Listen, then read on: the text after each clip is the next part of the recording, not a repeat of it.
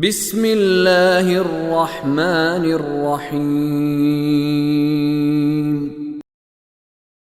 یا ایہا النبی لم تحرم ما احل اللہ لک تبتغی مرضات ازواجک واللہ غفور رحیم قد فرض اللہ لکم تحلۃ ایمانکم واللہ مولاکم وہو العلیم الحکیم۔ بہت ساری باتیں ایسی ہیں کہ جو پاکستان اور ہندوستان میں اور کوئی ان کا وجود ہی کوئی نہیں، تو اور یہ تعجب کی بات ہے کہ قرآن پڑھا نہیں جاتا اور من گڑت چیزیں پڑھی جاتی۔ خواب میں مجھے بی بی آئیں اور انہوں نے کہا ہے کہ یہ میرا پیغام پہنچا دو اور جو اس کو 100 بندے کو نہ پہنچائے اس کا بچہ مر جائے گا، اس کے پتہ نہیں نوکری چھوٹ جائے گی۔ تو دماغ خراب ہو گیا ایسی باتیں کرتے ہیں، ایسی لغویات۔ یہ بہتان ہے اہل بیت پر، اور یہ اگر انسان دیدہ دانستہ کرے تو اگر روزے کی حالت میں اس کا روزہ باطل ہو جاتا ہے، اور بہت بڑا جرم ہے اور بہت بڑا گناہ ہے اہل بیت اطہار پر ایسی اپنے پاس سے گھڑ کے باتیں بنا دیں، اپنے پاس سے دین، ظاہر بات ہے اس کو دین کا حصہ بنا دیا جائے گا۔ یہ خرافات مذہب کی بدنامی کا باعث بنتی ہے، کیونکہ لوگ تو ہمیں دیکھ رہے ہوتے ہیں کہ یہ اس مذہب سے تعلق رکھتے ہیں، انہوں نے نہیں دیکھا کہ اہل بیت نے کیا فرمایا، وہ دیکھتے ہیں جو فرمایا یہ اس پہ عمل کر رہے ہیں نا، تو وہ یہ ہے۔ لہٰذا یہ نیچرل نتیجہ ہے کہ جو اہم ترین چیز ہے اللہ کی کتاب، اس کو چھوڑ دیا جائے، تو پھر اسی طرح کے خوابوں پر اور واٹس ایپ میں فارورڈ کیے جانے والے بیہودہ قسم کے میسیجز پر لوگ چل رہے ہوتے ہیں کہ جناب اس میسیج کو آپ فارورڈ کریں 10 بندوں کو، آج ہی رات خوشخبری سنوں گا، آپ کی سب سے بڑی خواہش پوری ہو جائے گی، اس کو 100 بندے کو فارورڈ کرو۔ اچھا، وہ بڑے اعتقاد کے یہ میسیج بناتے ہیں نا، اصل میں وہ لوگوں کے ایمان کو خراب کرنے کے لیے بناتے ہیں۔ یہ مسلمان یہ کام نہیں کرتے۔ کیوں؟ سنیے، ایک بندہ جو کسی مشکل میں ہے وہ سمجھے گا یہ تو بڑا رسول اللہ کا میسیج ہے کوئی، اس کو میں نے 100 بندوں کو فارورڈ کرنا ہے، میری مشکل حل ہو جائے گی۔ وہ 100 کو کہ 1000 کو بھی کرے نہیں حل ہوتی، اس کے دل میں شک پڑ جاتا ہے کہ یہ دین کیسا دین ہے۔ اور ایسے افراد سے میں ملا ہوں کہ جن کا جب مسئلہ حل نہیں ہوتا تو وہ بجائے یہ کہ کہیں کہ یہ کسی نے جھوٹ بولا ہے، وہ دین پہ مشکوک ہو جاتے ہیں کہ میں نے جناب یہ کام کیا، میرا مسئلہ حل نہیں ہوا۔ یہ جو اس قسم کے میسج بناتے ہیں اور فارورڈ کرتے ہیں، یہ سب اس میں مجرم ہیں۔ کیوں نہیں پوچھتے بھی یہ کہاں سے آیا، بغیر تصدیق کے آگے چلا دیتے ہیں، اور اگر نہیں فارورڈ کرو گے تو کل تک تمہیں بڑی بھیانک خبر ملے گی، پتہ نہیں کیا ہو جائے گا تمہارے ساتھ، ڈر کے مارے فارورڈ کر دیتے۔ قرآن نہیں پڑھتے، اس سے نہیں ڈرتے۔ رسول اللہ نے قیامت کے دن شکایت کرنی ہے میری قوم نے قرآن، اس کا کوئی خوف نہیں ہے، واٹس ایپ کے میسج کا ڈر ہے ان کو۔ عقل دیکھیں کہاں پہ پہنچ گئی۔ رسول اللہ کی مسلم اہل بیت کی احادیث، قرآن کی آیا، ان کا کوئی ڈر نہیں۔ واٹس ایپ پر فیس بک سے ڈرتے ہیں کہ میری کل ٹانگ نہ ٹوٹ جائے، ایکسیڈنٹ نہ ہو جائے میرے ساتھ کہ میں نے یہ میسج فارورڈ نہ کیا۔ یعنی احمقانہ ترین حرکات۔ اور میں عرض کیا کرتا ہوں کہ یہ سزا ہے، اللہ اور اللہ کے رسول اور اہل بیت کی باتیں نہ سننے کی سزا ہے، کہ جو اصل دین تھا اس کی امپورٹنس ہی کوئی نہیں، اور نماز نہیں پڑھ رہا بچہ، پرواہ ہی کوئی نہیں ہے، منگل کے دن ناخن کاٹ رہے، آگ لگ گئی اماں جی کو، حالانکہ وہ ہو بھی بہت ہو تو مکروہ ہے، مکروہ کرنے کا کوئی گناہ نہیں ہوتا۔ تمہارا دماغ خراب ہے، بے دین ہو گئے، تمہیں تباہ کر دیا ماحول معاشرے نے، تم منگل کے دن ناخن کاٹ رہے ہو، نماز نہیں پڑھ رہا، مسئلہ ہی کوئی نہیں، روزہ نہیں رکھ رہا، کوئی پرابلم ہی کوئی نہیں کسی گھر والے کو، منگل کے دن خبردار ناخن کاٹیں گے، کس پہ غصہ ہے؟ الٹ دیا دی، جو امپورٹنٹ چیزیں تھیں وہ ان امپورٹنٹ ہو گئی ہیں، اور جو ان امپورٹنٹ تھی ان سے جان نکلنے لگتی ہے، اور ان میں سے ایک یہ میسیجز ہے۔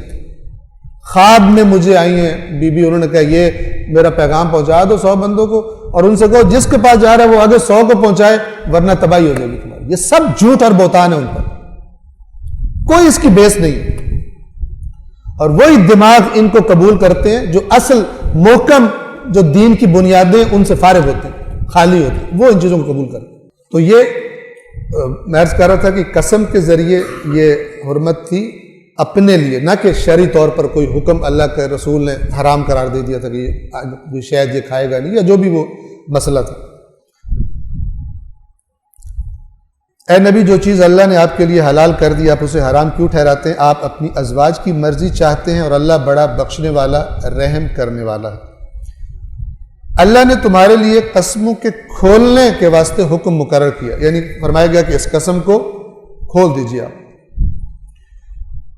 اور اللہ ہی تمہارا مولا ہے اور وہی خوب جاننے والا حکمت والا ہے۔ لفظ مولا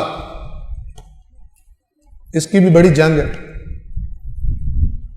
بعض جگہوں پہ آپ دیکھیں گے کہ وہ مثلاً اگر شیعہ کہتے ہیں مولا علی تو وہ لکھا ہوگا جی مولا صرف اللہ ہے۔ یہ جو ایک دوسرے کے ریئیکشن میں باتیں کی جاتی ہیں یہ اکثر غلط ہوتی ہیں۔ ریئیکشن میں جو کی جاتی ہے، ریئیکشن میں جو دین بنتا ہے، رد عمل میں جو دین بنتا ہے، اس میں ہمارا اپنا غصہ اور پھر وہ دوسرے کی ناک زمین پر رگڑنے کے لیے ہم اس میں پھر مسالہ ذرا زیادہ ڈال دیتے ہیں۔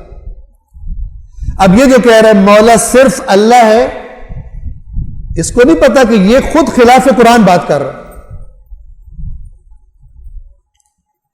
کیونکہ قرآن نے کہا ہوا ہے کہ تمہارا مولا اللہ ہے اور رسول ہے، اور وہ کہ جو مثلاً حالت رکوع میں زکوٰۃ دیتے ہیں۔ تو یہ جو کہہ رہے ہیں نا کہ صرف اللہ ہی کو مولا کہا جا سکتا ہے، یہ بھی قرآن سے فارغ ہے۔ ہم میں سے اکثر لوگ ہیں جس کو جب دوسرے پہ غصہ آتا ہے کسی پر تو وہ اپنے بھی دین کے خلاف باتیں شروع کر دیتے ہیں۔ اس میں سے ایک یہ مورد ہے۔ لہذا جن علماء کرام کو اللہ نے توفیق دی ہے اور خدا ان کی توفیقات میں اضافہ فرمائے، انہوں نے بیان کیا کہ یہ جو مولا کہتے ہیں حضرت علی کو، یہ تو رسول اللہ نے ان کو کہا۔ شیعہ سنی دونوں کے نزدیک مسلم حدیث ہے، من کنت مولا فہذا علی مولا، اور یہ من کنت مولا یعنی جس کا میں مولا ہوں۔ تو اگر جو یہ کہہ رہے کہ صرف اللہ مولا تو پھر رسول اللہ کو بھی وہ تو پھر مخالف ہو جائے گا کہ یا رسول اللہ آپ نے کیوں کہا میں مولا ہوں، کیونکہ مولا تو صرف اللہ ہے۔ عقل ٹھکانے نہیں ہوتی۔ جب ہم ایک دوسرے کو ہرانے کے چکر میں ہوتے ہیں تو ہم اپنے بھی دین کے خلاف چل پڑتے ہیں۔ فرمایا من کنت مولا فہذا علی مولا، جس کا میں مولا ہوں اس کا یہ علی بھی مولا ہے۔ تو اب حضرت علی کو مولا کہنا یہ تو رسول اللہ کی حدیث پر عمل ہے، اور رسول اللہ جب کوئی دین کی بات کرتے ہیں تو اللہ کی اجازت کے بغیر نہیں کرتے۔ رسول اللہ وہی بات کرتے ہیں کہ اللہ کے خلاف قرآن کے خلاف بات کر سکتے ہیں، رسول اللہ ہرگز نہیں کر سکتے۔ ہاں اگر کوئی اللہ کے یہ سمجھے کہ اللہ سے ہٹ یہ جو ولایت رسول اللہ ہے، رسول اللہ کا مولا ہونا، علی مرتضیٰ کا مولا ہونا، یہ خداوند عالم کے اذن سے ہے، خداوند عالم کی اجازت سے ہے۔ وہ چاہے اس نے چاہا تو دے دیا، وہ چاہے تو لے لے۔ اللہ پر کوئی قید و شرط نہیں لگائی جا سکتی کہ اللہ کسی کا پابند ہوگا۔ کوئی اگر سمجھے کہ اللہ سے ہٹ کر کوئی الگ سے حضرت علی مولا ہے، وہ شرک کی وادی میں جا کے گرے گا۔ تو میں نے عرض کیا تھا جو اس کائنات میں جو کچھ ہے جس مقام پر ہے وہ اللہ کی عطا سے ہے، اور اللہ کے اذن کے بغیر اور اس کے حکم کے بغیر کچھ بھی نہیں ہے۔ جو سمجھتا ہے کہ کسی بھی ہستی کے بارے میں، رسول اللہ کے بارے میں، کہ خدا اللہ کی ذات سے ہٹ کر بھی وہ کچھ ہیں، تو وہ بڑے خطرے میں، وہ شرک کی وادی کے قریب، شرک کی لائن کے قریب پہنچ جاتا ہے۔ تو یہاں اب چونکہ آگے دوبارہ مولا کا تذکرہ آئے گا کہ اگر تم رسول اللہ کی بیویوں سے کہا جا رہا ہے کہ تم اگر اس کے خلاف پلاننگ کرو گی تو اس کا کارساز کون ہے؟ اس کا کارساز، اس کی حمایت کرنے والا، اس کا دفاع کرنے والا وہ اللہ ہے۔ اور وہ اگلی جو آیت آئے گی اس میں کہا اللہ اس کا مولا ہے اور صالح المومنین بھی مولا ہے اس کا۔ وہاں پہ کیا ہے؟ یعنی اس کی حمایت، ان کی حمایت کرنے والے، پشت پناہی کرنے والے۔ تو یہ آگے آ جائے گا۔ صدق اللہ العلی العظیم۔